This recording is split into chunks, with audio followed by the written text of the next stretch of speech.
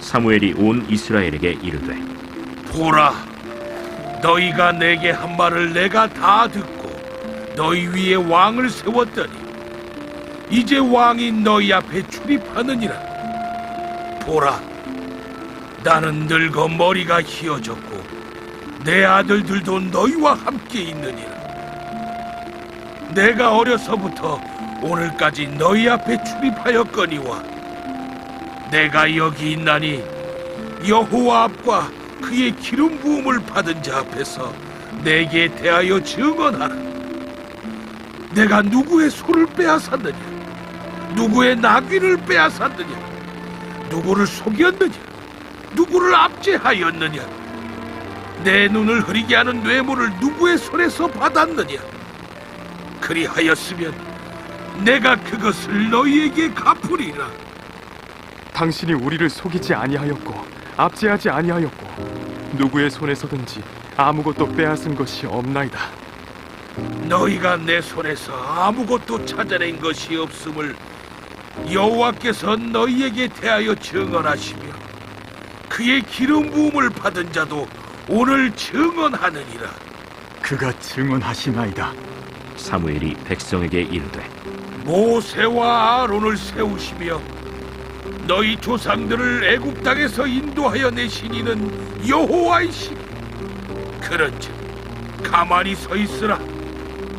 여호와께서 너희와 너희 조상들에게 행하신 모든 공의로운 일에 대하여 내가 여호와 앞에서 너희와 담론하리라. 야곱이 애굽에 들어간 후 너희 조상들이 여호와께 부르짖음에 여호와께서 모세와 아론을 보내사 그 두 사람으로 너희 조상들을 애굽에서 인도해내어 이곳에 살게 하셨으나 그들이 그들의 하나님 여호와를 잊은지라. 여호와께서 그들을 하솔 군사령관 시스라의 손과 블레셋 사람들의 손과 모압 왕의 손에 넘기셨더니 그들이 저희를 치매 백성이 여호와께 부르짖어 이르되 우리가 여호와를 버리고 바알들과 아스타롯을 섬김으로 범죄하였나이다. 그러하오나 이제 우리를 원수들의 손에서 건져내소서. 그리하시면 우리가 주를 섬기겠나이다 하매 여호와께서 여룻바알과 베단과 입다와 나 사무엘을 보내사 너희를 너희 사방 원수의 손에서 건져내서 너희에게 안전하게 살게 하셨거늘. 너희가 암몬 자손의 왕 나하스가 너희를 치러옴을 보고 너희의 하나님 여호와께서는 너희의 왕이 되심에도 불구하고 너희가 내게 이르기를 아니라 우리를 다스릴 왕이 있어야 하겠다 하였도다. 이제 너희가 구한 왕, 너희가 택한 왕을 보라. 여호와께서 너희 위에 왕을 세우셨느니라. 너희가 만일 여호와를 경외하여 그를 섬기며 그의 목소리를 듣고 여호와의 명령을 거역하지 아니하며 또 너희와 너희를 다스리는 왕이 너희의 하나님 여호와를 따르면 좋겠지만 너희가 만일 여호와의 목소리를 듣지 아니하고 여호와의 명령을 거역하면 여호와의 손이 너희의 조상들을 치신 것 같이 너희를 치실 것이라. 너희는 이제 가만히 서서 여호와께서 너희 목전에서 행하시는 이 큰 일을 보라. 오늘은 밀베는 때가 아니냐. 내가 여호와께 아뢰리니 여호와께서 우레와 비를 보내사 너희가 왕을 구하니 곧 여호와의 목전에서 범한 죄악이 큼을 너희에게 밝히 알게 하시리라. 이에 사무엘이 여호와께 아뢰매 여호와께서 그날에 우레와 비를 보내시니 모든 백성이 여호와와 사무엘을 크게 두려워하니라. 모든 백성이 사무엘에게 이르되 당신의 종들을 위하여 당신의 하나님 여호와께 기도하여 우리가 죽지 않게 하소서.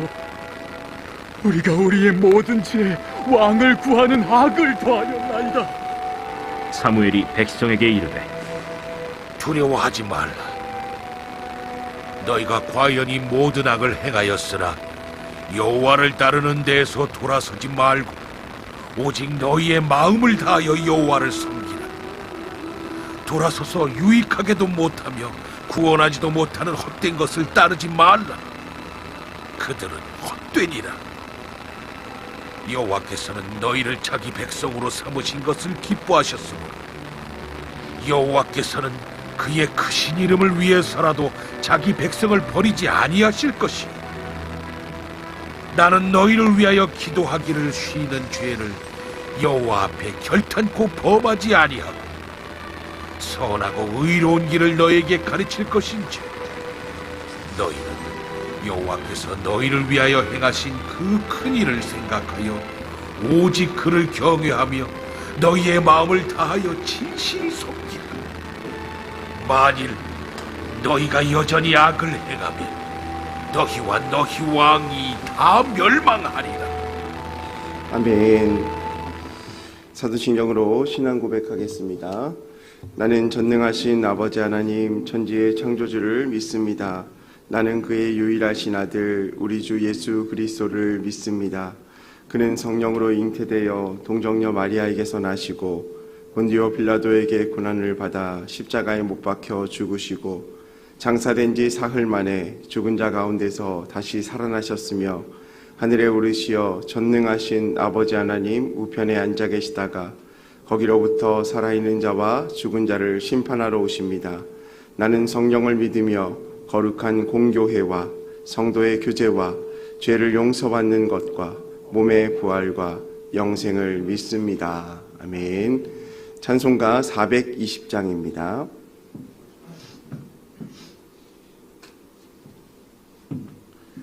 찬송가 420장 찬양하겠습니다. 너 성결케 위해 늘 기도하며 너 주가 내게 있어 늘 성경 보고 온 형제들 함께 늘 사귀면서 일하기 전마다 너 기도하라. 너 성결케 위해 내 머리 숙여 적은 미리 계신 내 주께 빌라. 주 사귀어 살면 주 닮으리니 널 보는 이마다 주 생각하리. 너 성결케 위해 주 따라가고 일 다급하여도 당황치 말고 참 즐거울 때나 또 슬플 때나 너 주님만 믿고 늘 따라가라. 너 성결케 위해 주 기도하며 내 소원을 주께 다 맡기어라. 너 성령을 받아 주 섬겨 살면 저 천국에 가서 더 잘 섬기리. 아멘. 오늘 우리에게 주시는 하나님의 말씀은 로마서 12장 10절에서 11절까지 말씀입니다. 로마서 12장 10절에서 11절까지의 말씀입니다. 하나님의 말씀을 다 함께 읽겠습니다. 형제를 사랑하여 서로 우애하고 존경하기를 서로 먼저 하며 부지런하여 게으르지 말고 열심을 품고 주를 섬기라. 아멘.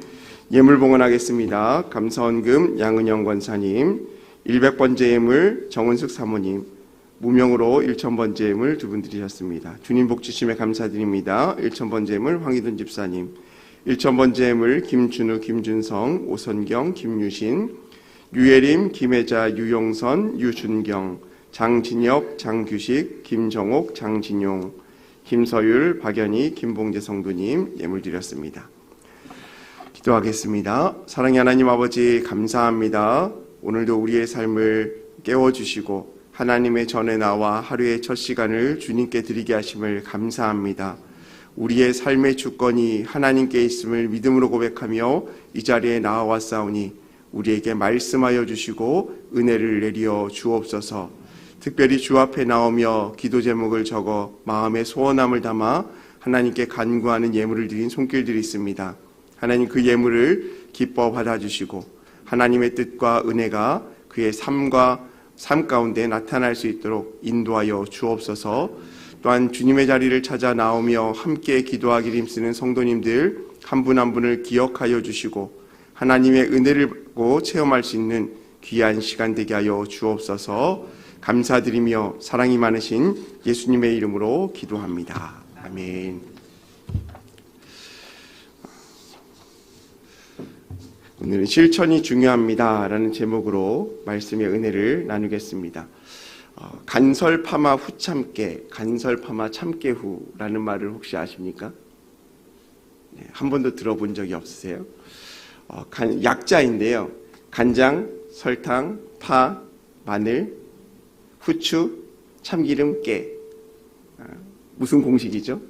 음식을 조리할 때 쓰는 공식이라고 합니다. 그래서 간설파마 후참깨, 간설파마 참깨후.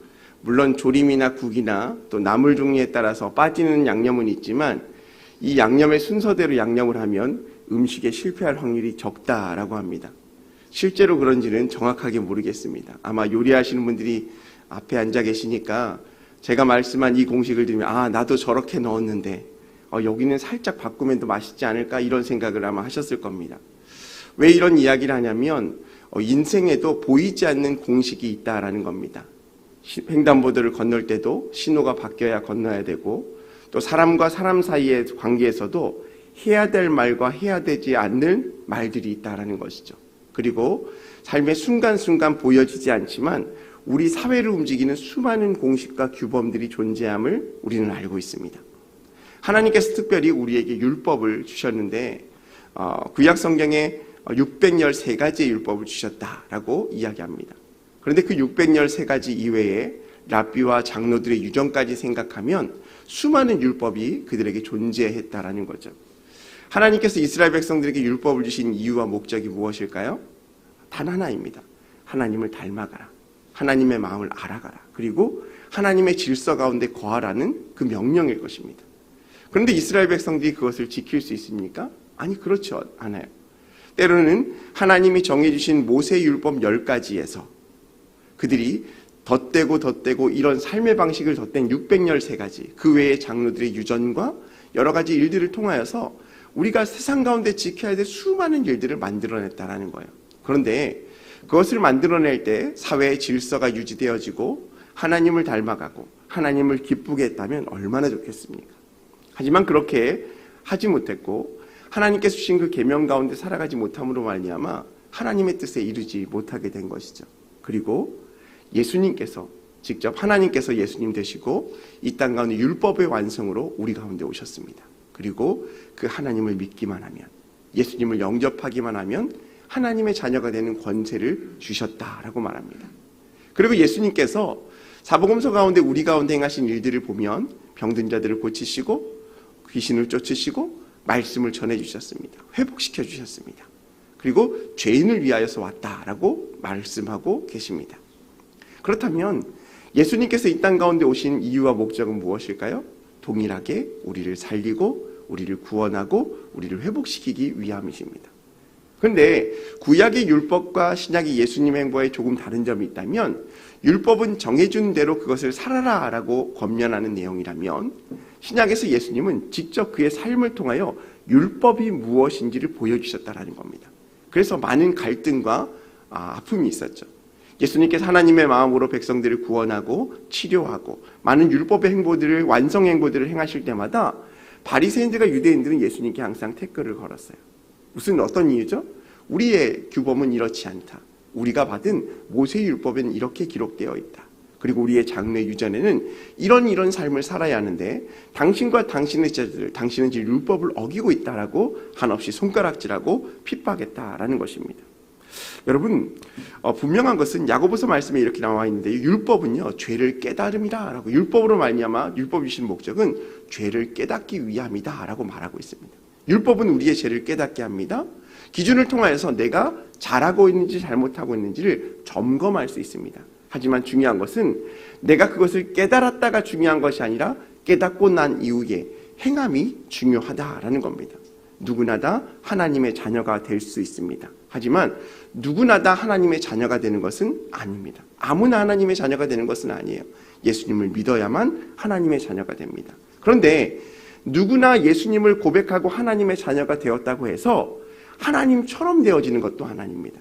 하나님의 자녀가 되고 난 이후에는 그의 삶에 합당한 자세로 살아감이 있어야 된다는 겁니다.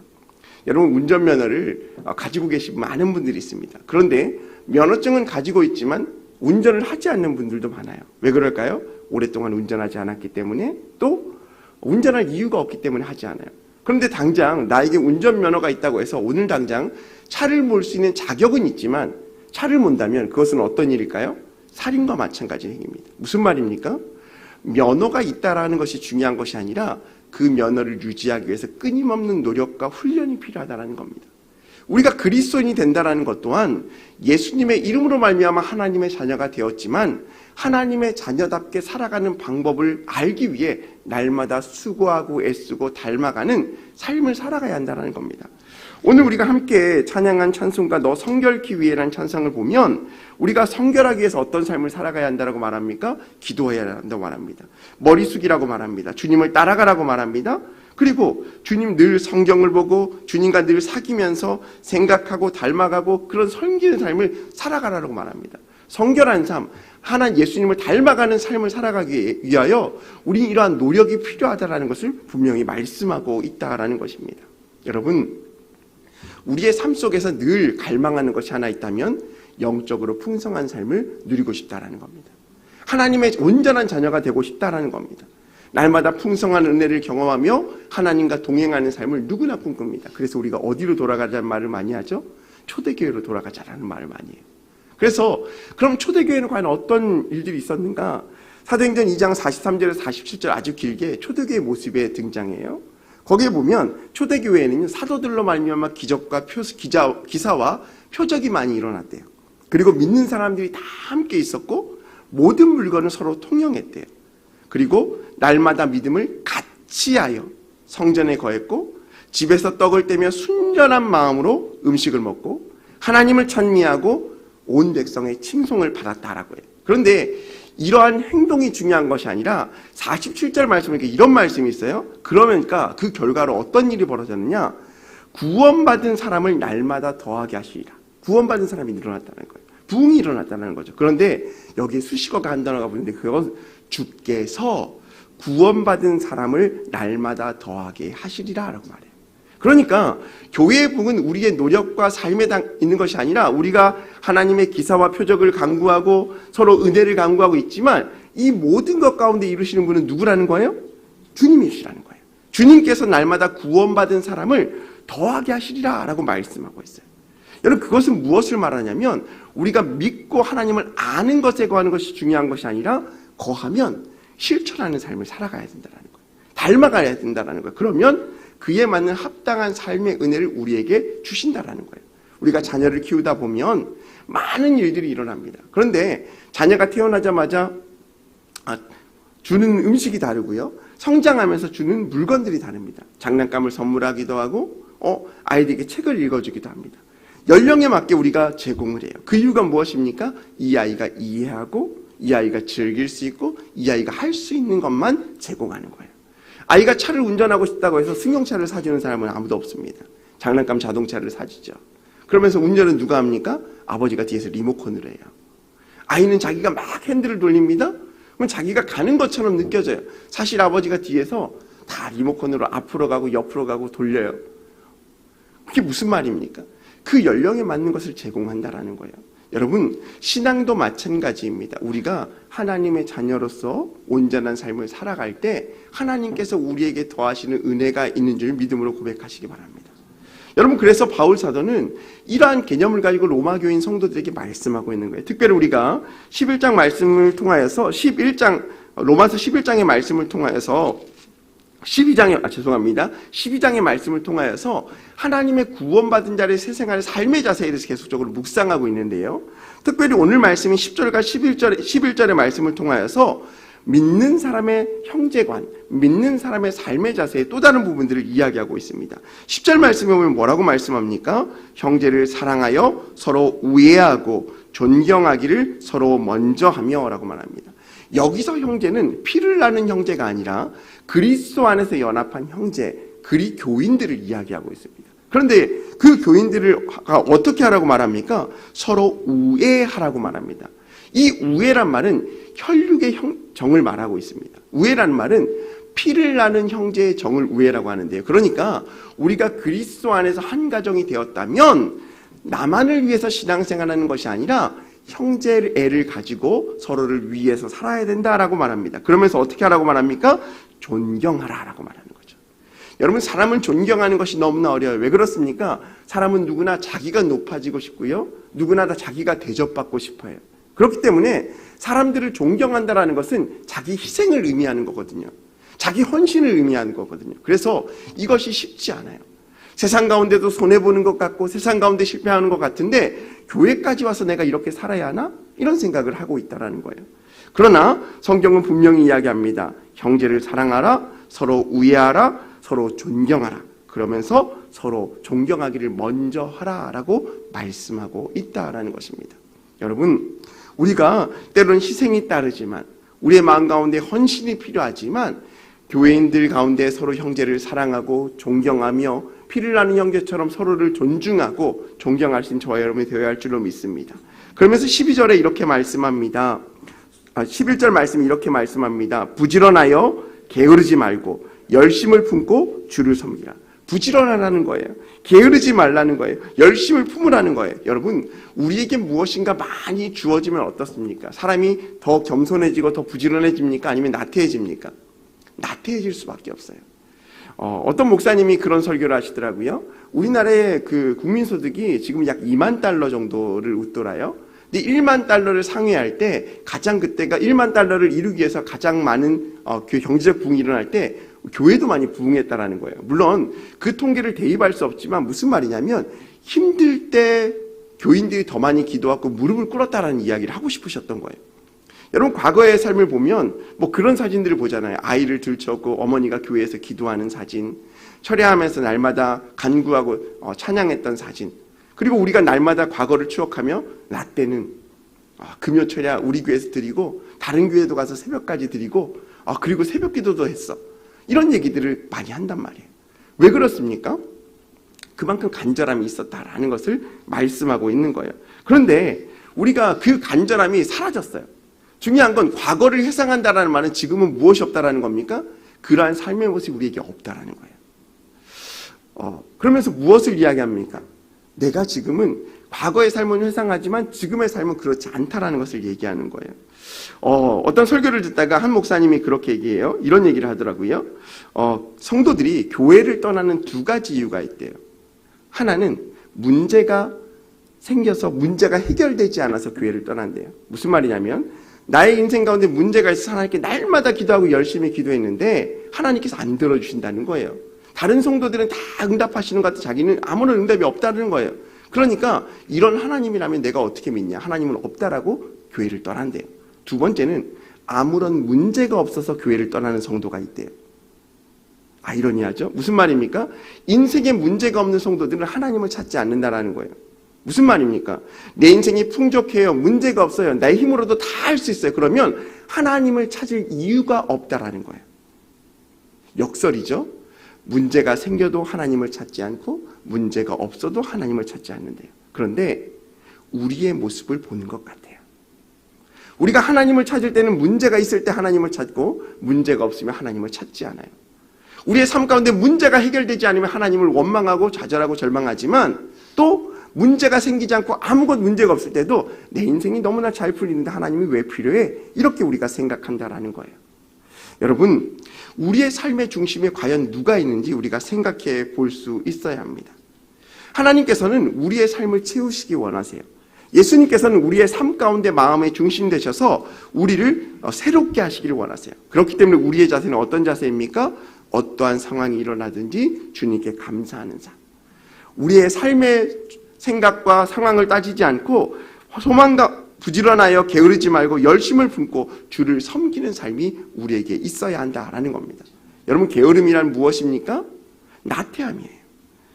여러분, 그리고 열심을 품으란 말은 무엇입니까? 하나님을 닮아가라는 거죠. 그리고 결론적으로 무엇을 말합니까? 주를 섬기기 위해서 이렇게 해야 된다라는 거예요. 성도의 본분은 세상 사람들을 사랑하고 섬기는 것도 중요하지만 이러한 것들을 통하여 하나님의 영광을 위해 살아간다라는 거예요. 때로는 나의 감정과 생각과 나의 것들로는 인정할 수 없는 상황이라 할지라도 하나님의 마음으로 그것을 감당할 수 있는 삶이 주님을 바라보는 삶이다라는 것을 우리가 기억할 수 있었으면 좋겠습니다. 사랑하는 성도 여러분, 하나님은 지금도 우리를 사랑하셔서 우리의 삶 가운데 역사하고 계십니다. 하나님은 우리 가운데 역사하셔서 오늘도 우리의 삶과 동행하기를 원하세요.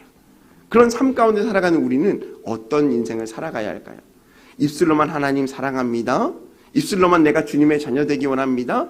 입술로만 내가 주님의 영광 받기 원합니다. 은혜 가운데 거하기 원합니다. 라는 말로 하는 것이 중요한 것이 아니라 우리의 삶의 모습의 변화를 통하여 형제를 더 사랑하고 하나님을 더욱더 기쁘시게 하고 하나님을 더 찬송하고 또 마음을 같이하여 성전에 모이고 이러한 일을 통하여 주님께서 날마다 더하시는 은혜를 받는 저와 여러분이 되셨으면 좋겠습니다. 삶의 실천을 통하여 하나님의 마음의 실천을 통하여 주께서 더하시는 은혜의 삶이 오늘 하루 저와 여러분 가운데 풍성하시기를 주님의 이름으로 소망합니다. 우리 시간 함께 기도 제목 가지고 기도하겠습니다. 함께 읽겠습니다. 전도하는 믿음으로 살게 하소서. 홀리클럽의 은혜를 부으소서. 환우들에게 치료를 더하소서. 하나님께서 오늘 주신 말씀과 또 기도 제목까지 기도하시고 특별히 교회와 우리 담임 목사님 사역을 위해서도 또 우리 개인의 기도 제목 가지고도 함께 간절한 마음으로 주여 삼창하시고 기도하겠습니다. 주여 주여 주여. 할렐루야. 사랑과 은혜가 풍성하신 하나님 아버지 감사합니다. 날마다 우리의 삶을 더하시고 믿음의 길로 인도하시니 감사합니다. 하나님께서